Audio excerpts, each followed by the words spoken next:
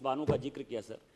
352(5) में मेरा आपसे आग्रह होगा कि ये सुप्रीम कोर्ट का ऑर्डर है। सुप्रीम कोर्ट के ऑर्डर के बाद जो है कोई कन्विक्ट जो है, इन्होंने जो बिल्किस बानो का जिक्र किया, मैं स्पेसिफिक उसी के आधार पर हूं सर, उसको एक्सपंज दिखवा लेंगे उसको, ठीक है, उसको दिखवा लेंगे। बैठिए बैठिए बैठिए, हो गया। जो माननीय सदस्य ने आपत्ति जताई उसको दिखवा लेंगे, और यदि वो अनुमन्य नहीं तो उसको एक्सपंज करा दिया जाएगा। बेनीवाल जी प्लीज। सभापति महोदय, सदन में राष्ट्रपति के अभिभाषण पर चर्चा चल रही है। सभापति महोदय, दुर्भाग्य इस बात का कि हमारे जैसे जो नए सांसद जीत के आए, लोकसभा का बहुत बड़ा क्रेज था हमारे मन में, विधायक थे हम लोग कि हम लोकसभा के अंदर जाएंगे तो ये होगा वो होगा, लेकिन जो आज हालात हमने देखे, जिस तरह विपक्षी लोग हमारे चित्तौड़ के सांसद बोल रहे थे, उन पर हमला करने के लिए सीट तक आ गए, ये नज़ारा भी हमने देखा। अच्छा हुआ मारपीट नहीं हुई, अगर कोई खड़ा होकर धक्कम धुक्का हो जाता तो पूरा देश देखता। इस तरह की घटनाएं नहीं होनी चाहिए। ये हम लोग आते हैं, 4 दिन चले गए हमारे, गुरुवार शुक्रवार और सोमवार, 3 दिन हल्ला कर लिया और फिर सारे भाषण देकर रफू चक्कर हो गए। कहाँ है विपक्ष, बताओ मुझे, कोई विपक्ष नजर नहीं आ रहा है। एक मिनट, सिर्फ हम लोग हैं जो 60-40 के रेशियो में चल रहे हैं, देश का भी ध्यान रख रहे हैं, स्टेट का भी विरोध कर रहे हैं, और रात को 12 बजे भी कोरम पूरा करने के लिए बैठे रहते हैं। मतलब हम कितना चिंतन करते हैं कि लोकतंत्र बचा रहे, इसके लिए हम यहाँ पे पूरा विपक्ष चला गया सर। सभापति महोदय, अभी 1 मिनट रुको तो सही, तो थोड़ा सा। सभापति महोदय, आज वैसे निशिकांत जी थकते ही नहीं है, चाहे 5 बार बोलोगे तो बोलेंगे। अभिभाषण के अंदर जो 82 बिंदुओं का अभिभाषण था सभापति महोदय, इसके अंदर काम के साथ साथ अगर उन चीज़ों का भी जिक्र होता कि सरकारी कुछ कमियां भी रही, उनको पूरा करेंगे, तो एक अच्छा मैसेज देश के अंदर जाता। एक विजन होता है, एक आईना है सरकार का, लेकिन इसका मैं कहना चाहूँगा कि इसके अंदर सरकार की कमियों को भी गिनाते तो एक अच्छा संदेश इसका जाता।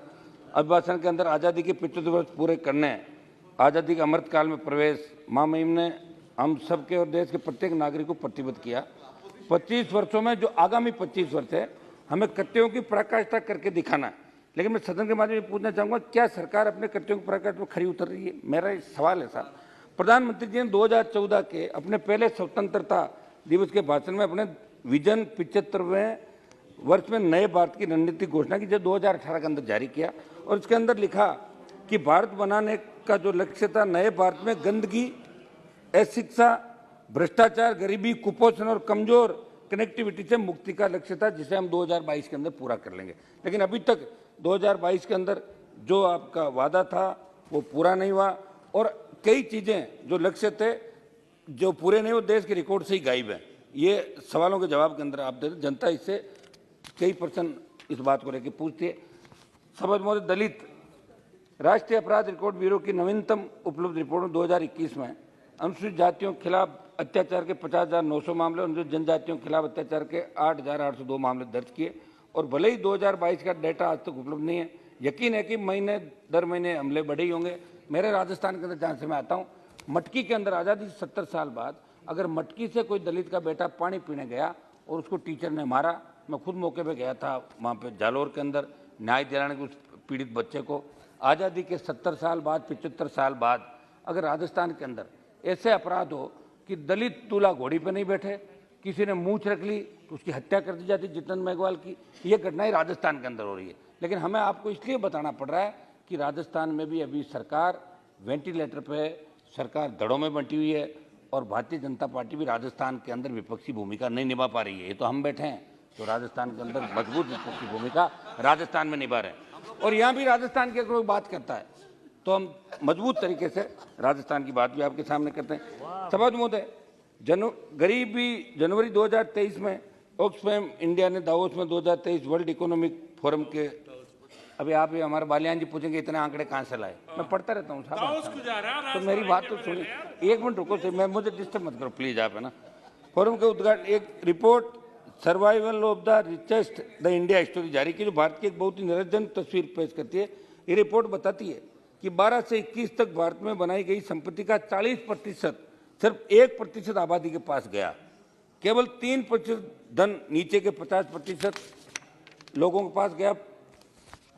जो भारतीय गरीब है, उन गरीब भारतीयों की संख्या जो भूखे सोते हैं, 2018 में 190 मिलियन से बढ़कर 2022 में 350 मिलियन हो गई।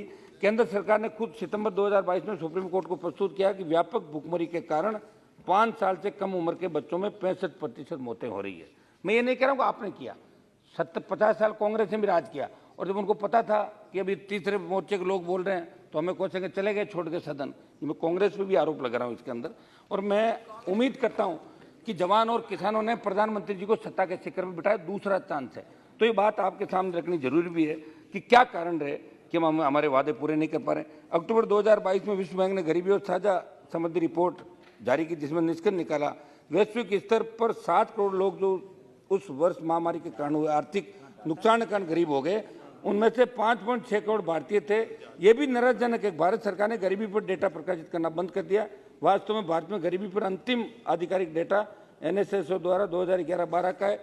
मजदूर समझ मुद्दे, महात्मा गांधी जो नरेगा योजना है 2022 में 100 दिनों का काम पाने वाले लोगों की संख्या 2018 के बाद सबसे कम रही।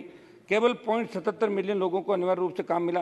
केंद्र सरकार ने लगातार दूसरे साल अधिनियम के तहत वेतन में देरी की, औसतन 10% लोगों को मांग अनुरूप रोजगार उनका भुगतान भी नहीं दिया जा रहा है। मनरेगा ग्रामीण अर्थव्यवस्था को गति देने वाला एक प्रमुख औजार है। खासतौर से भूमिहीन श्रमिकों और सीमांत किसानों के लिए एक बड़ा सपोर्ट सिस्टम है। मांग के बावजूद इस बार नरेगा के बजट में जो कटौती हुई है उसका खामियाजा भी गांव के गरीब किसान को भुगतना पड़ेगा। समझ मोदे, किसान के मामले को लेकर देश के अंदर आंदोलन भी हुए, तीनों कृषि बिल वापस भी लिया आप लोगों ने। और उस समय जो बात हुई थी यहाँ पे, इसमें राजस्थान की सरकार, मैं राजस्थान की बात करूंगा, जहाँ राहुल गांधी जाते हैं संपूर्ण 10 दिन में कर्ज माफी की बात करते हैं, लेकिन 10 दिन निकल गए। कांग्रेस ने चुनाव से पूर्व संपूर्ण कर्ज माफी की बात की, हमारे बीजेपी के नेताओं ने राजस्थान के अंदर बात करी। और चूंकि कर्ज माफी की उम्मीद किसान इसलिए भी करा कि मोदी जी से उम्मीद जगी लोगों को, इन्होंने हिंदुस्तान को जगाया हम कुछ करेंगे, कांग्रेस नहीं कर पाई। जब पूरे देश का किसान आपकी तरफ देख रहा है, किसान आंदोलन में समझौते के दौरान समर्थन मूल्य पर खरीद का गारंटी कानून बनाने से जिन विषयों पर सार्थक बात की उन पर आज तक खरा नहीं उतर पाई दिल्ली की सरकार। किसान आंदोलन के दौरान सादत देने वाले किसानों को आर्थिक को जब मैंने आर्थिक पैकेज देने की बात कही तो कृषि मंत्री जी ने जो लोकसभा के जवाब में मुझे बताया कि ये तो राज्य सरकारों का विषय, MSP के दायरे में आने वाली फसलों की खरीद भी जिम्मेदारी के अंदर की कारण समय पर शुरू नहीं हो पाती। सब राजस्थान में एक 2 मिनट का टाइम दें सर, शपथ लीजिए। राजस्थान में कांग्रेस की वादा खिलाफी और भाजपा द्वारा विपक्षी भूमिका नहीं निभाना इस ओर इंगित कर रहा है कि राजस्थान में भाजपा और कांग्रेस मिले हुए हैं। मेरी सदन के माध्यम से सरकार से मांग है कि राजस्थान सहित देश के किसानों को संपूर्ण कर्ज माफी विस्तृत रोड मैप बनाने की जरूरत है। समझ में 2-3 मेरे जो स्टेट के मामले में उठा लेता हूँ। सभापति महोदय, विश्व बैंक के रोजगार पर उपलब्ध आंकड़ों के अनुसार भारत में 15 से 24 साल के लिए रोजगार दर 23% है। 2012 में रोजगार दर बहुत ऊंची 29.3, 2010 में 32.4, 5 में 40.5 और 1994 में 43.4। आंकड़ों पर बात की जाए तो भारत में युवाओं का रोजगार मुहैया कराने का रिकॉर्ड सबसे खराब रहा है, जहां केवल केंद्र सरकार के विभिन्न मंत्रालयों विभागों को समाप्त कीजिए। 9,69,27%। राजस्थान पे आ रहा हूं, राजस्थान पे आते ही आप खुश हो जाओगे। परीक्षाओं की बात करूं मैं राजस्थान के अंदर, तो राजस्थान राज्य में पेपर लीक का सिलसिला थमने का नाम नहीं ले रहा है। हमने आंदोलन भी किया विधानसभा के अंदर, एक मिनट साहब, सस्पेंड हुए हमारे विधायक।